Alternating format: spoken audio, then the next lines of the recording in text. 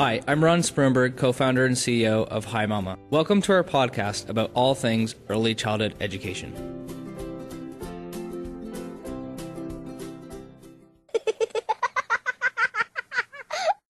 On episode 45 of the show, we talk about the power of authentic core values in an organization with Jenny Volpe, Executive Director of Make Way for Books, a not-for-profit that provides books to under-resourced sites and offers early literacy workshops to educators and parents in Tucson, Arizona. In our conversation, we talk about how meaningful core values are developed as a team effort, and upholding them is a process of conscious reflection. Make Way for Books believes in empowerment and applies it not only to their staff and volunteers, but in every aspect of what they do, especially when it comes to the communities that they serve, be it educators, parents, teachers, and of course, the children.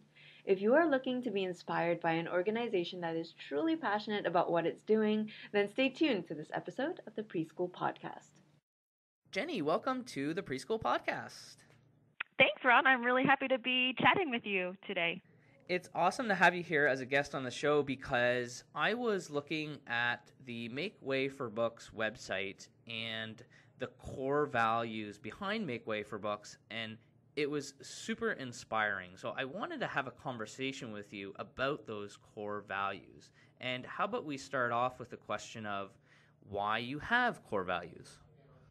Yeah, that's a great question. So we have core values because when you're trying to make change, in our world and in our early childhood world, whenever you to be a great change maker, you've got to think about what are these principles that will inform every aspect of what you do. It's kind of how you do the work, because how you do it always informs the progress or the change you're going to be able to make. So we sat down as an organization and really thought through these together. So the whole organization authored these core values, and we tried to capture, what is it that makes Make Way for Books tick? Like, what is our unique way or the unique things we're contributing and how we do this work and how we're able to achieve success with so many partners. We work with 180 preschools and childcare centers and we impact 30,000 kids every year and thousands of parents, so it's kind of thinking through both how we've been able to achieve this success and really capturing it, and then ensuring that these core values really inform every single relationship down to how we interact with each other and what we value about our work together here as staff members and with our volunteers at Make Way for Books, to every interaction that we have out in the community. So it really is our authentic kind of way of being, that we're guided by these principles, and we always come back to these principles. They inform, like I said, pretty much everything that we do and how we design our programs, essentially. I mean, they are all like our tip-top kind of core value is it's all about empowerment, because and for us, empowerment simply means that we believe everyone has what it takes to be great and to contribute something meaningful and contribute their unique gifts and talents to this world. And so they all kind of center from that, like how we go about achieving this kind of empowerment and breaking down barriers and building on everyone's strengths, from each child that we work with to every teacher that we work with to our colleagues, and so it kind of and all in our community partners, and really these core values, what they really bring is it's a love and joy for this work, and it kind of infuses everything that we do. When people kind of walk into Make Way for Books, they're like, "Whoa, this place is like Hope Central," and I'm like, "Yeah," because we live and breathe these core values. Like, it really is. We really are so passionate and care about what we do that we think through how it is we do what we do constantly. It's very interesting because, you said it's all about how you do it. So I know all organizations are always focused on results, and I'm sure Make Way for Books cares a lot about the results of the work that you do too. But it's almost like saying, the journey of getting to those results is equally important. That's so key, Ron. Yes, and that's actually that makes better results. So what we've built here at Make Way for Books is it's all about reflecting on that journey. And like so, everyone here every week we talk about like what we're grateful for, what did we learn, like what were our challenges this week, and so we're constantly reflecting about that journey because then everyone is sort of reinfused and reinvigorated for the work next week. So it is. It really we've so consciously tried to do that it really is about the journey, and that we know we've gotten better results by focusing and creating this really reflective culture. And that again, and we've built, and so what's so cool about like kind of operating with these core values is that reflective culture isn't just the people at Make Way for Books, the staff and the volunteers. It's actually, we infuse that into our processes with everyone, with our educators. We work with 700 early childhood educators, and parents. And so in everything we do, whether it's through coaching with our educators or in our parent classes, there's an element of reflection built into every session and everything that we do, because that's really how you make learning conscious for children, for ourselves, so it really is about seeing it as a journey. Like we're all in this together, and so constantly reflecting, and that actually improves all kinds of results, because really then it becomes this really integrated process. So yeah, we really take our reflecting and our journey seriously here. Very cool. Let me ask you a question. Have you ever heard of the book called The Happiness Equation?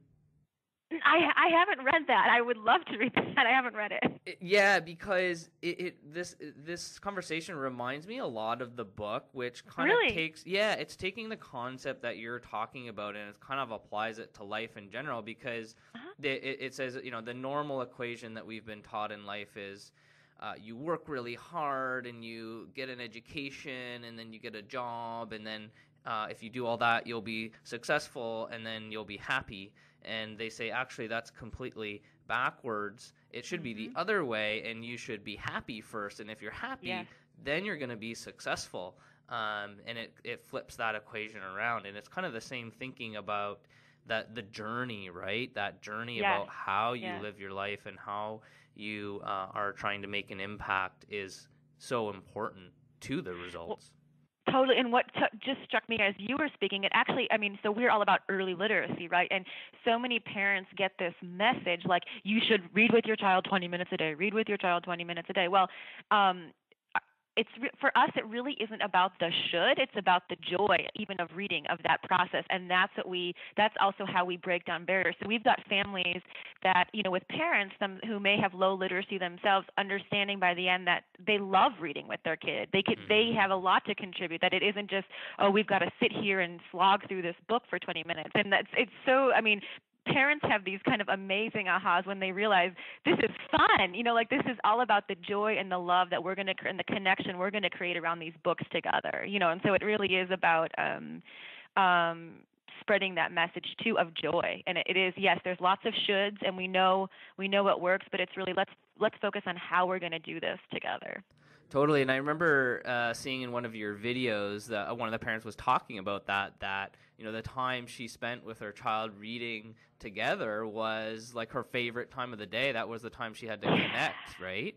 Absolutely, and we have a lot of so parents have these incredible realizations that not only can they be that their work is serious on some level, right? That what they're doing right now in these early years is the most important kind of precedent or foundation for their child's success. But yes, they realize that there's so much love and bonding involved, and that we get a lot of this from dads too. So we work with a lot of new dads, and what we get a lot is that dads who realize, now what I want to do with my son is read. I don't want to watch TV or do that, that. It's just because it's this incredible way to connect with their children. And actually educators have these same kinds of ahas, because once they realize, like, we help facilitate really developmentally appropriate experiences, so for a lot of, in the parent realm, it's kind of like, I thought my kid didn't like to read. Well, your child is too, and what you think reading isn't sitting, it isn't sitting for 15 to 20 minutes. It's, so it's a lot of just breaking down those initial ideas of what reading should look like again, and it's really like, well, no, this is what reading is. And these are wonderful opportunities for language development and the opportunity to develop social emotional skills. And so it really stems from all that. I mean, that books also themselves provide these wonderful opportunities to connect on such deep levels. Now, let's stay on that question for a moment. Mm-hmm. Make Way for Books focuses on early literacy. Yes. Now, you work a lot with parents, but because you specialize in this area of early literacy, any thoughts for the early childhood educators out there that are listening to this podcast about things that you might suggest for them to do, whether it be with the classroom or working with families to encourage more reading and early literacy skills? Yeah, and I guess yes, we do a lot. We do a lot of work around this, and I think for our early childhood educators listening, that really to remember, it is about this communicating this joy of books, and really filling your classroom with stories that you love and you want children to have the opportunity to experience. And we do a lot of helping both educators and parents understand that they can turn every moment into a learning opportunity, so that a lot of our work in childcare centers is helping our teachers take transition moments, for example, and learning how to sing songs or do different literacy activities throughout their day. And so it's really that literacy and reading isn't just story time. It's much more than that. It's the wonderful conversations that you're having with children, that you're, the open-ended questions that you're learning to ask. And I think that's one thing we emphasize a lot, is that how you read the book matter so much with young children, really giving them enough time to respond and pause and really having deep conversations about books, even with our 3-year-olds and 4-year-olds, and asking them, questions, really kind of higher level questions that they can answer, and so it's not just like, point to the red circle, or, it's like really helping, because books are conversation starters, and they're all about springboards for developing our thinking, our emotional vocabulary. And so it's really looking at books as these incredible springboards for all kinds of activities, and that books can be a part of everything that you do. They can be in your play areas, and that we do a lot of work with helping teachers do really open-ended activities and using everyday items to spark conversations with language with children. Awesome. Some great ideas there.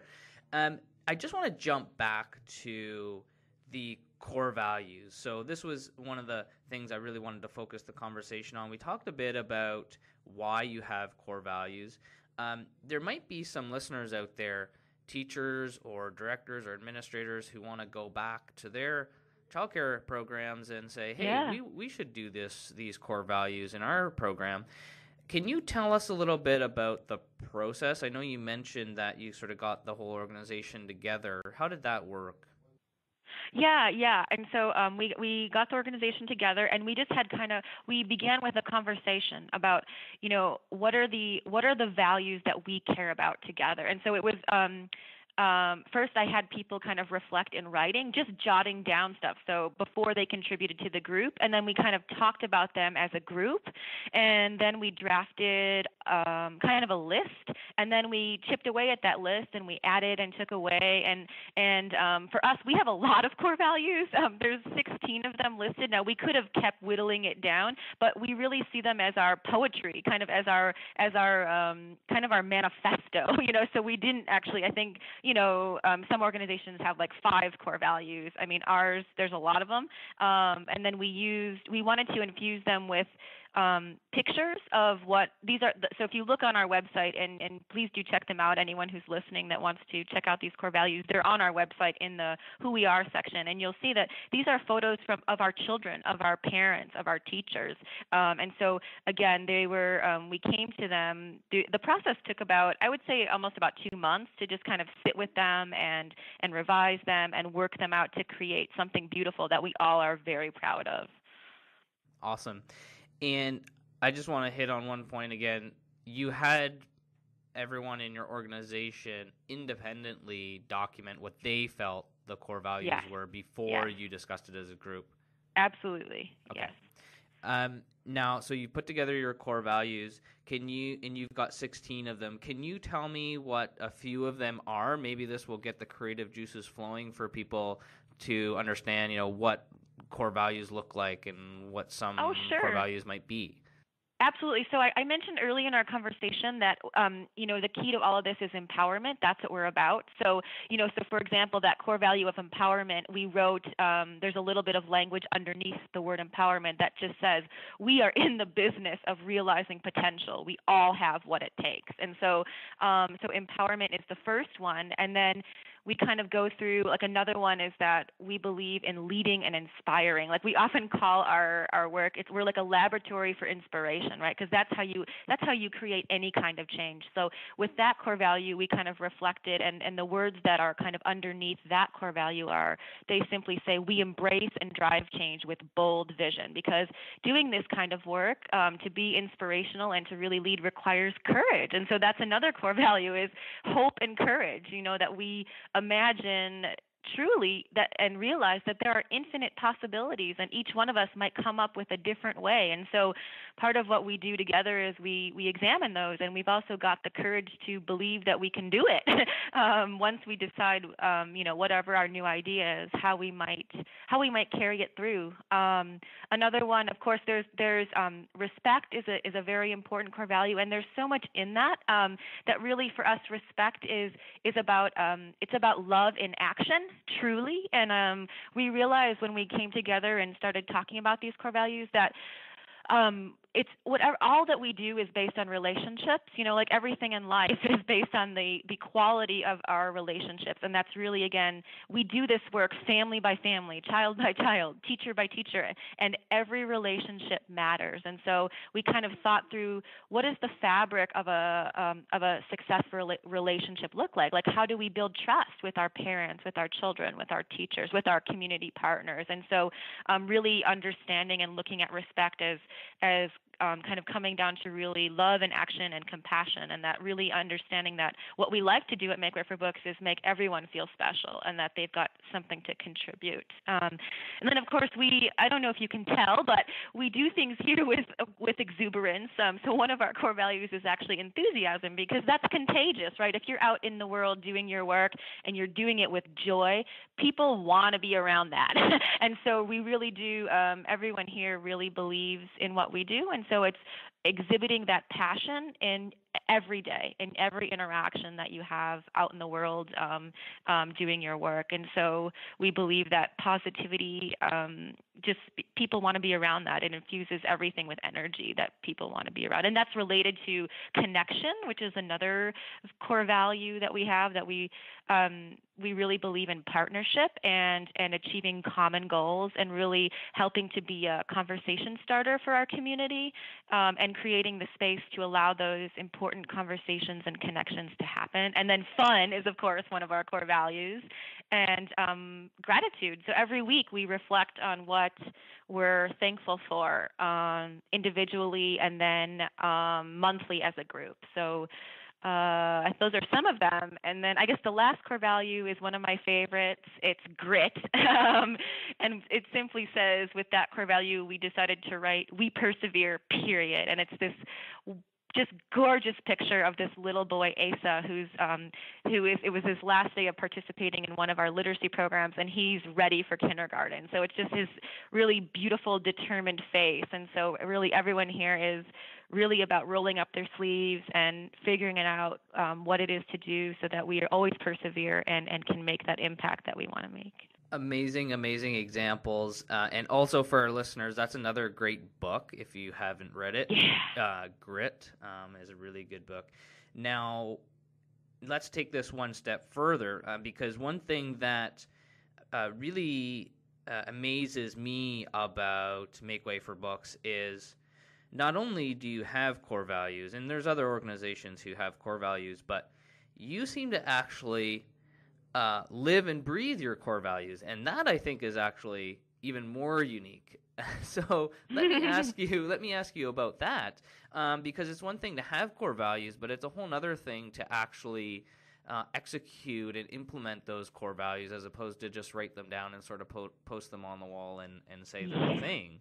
So how do you? Absolutely. So how do you do that?